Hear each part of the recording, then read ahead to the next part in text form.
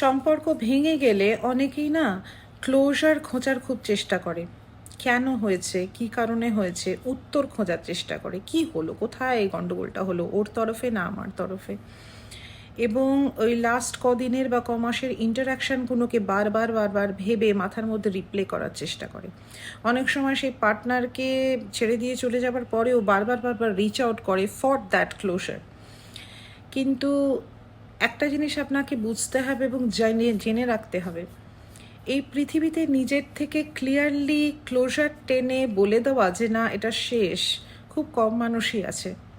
বেশিরভাগ সময় এই ক্লোজারটা আপনাকে নিজেকে টেনে নিতে হবে, এবং সেটা টেনে নেওয়ার জন্য আপনাকে তার শেষের দিকে যে আচরণ, তার বিহেভিয়ার যে পরিবর্তন এবং তার যে কনফিউজ রাখার প্রবৃত্তি, ক্ল্যারিটি না বলা, এক্সপ্লেনেশন না দেওয়া, এটাই কিন্তু ক্লোজার। সুতরাং ক্লোজার কেউ কাউকে দেয় না, নিজেকে বুঝে নিতে হয়।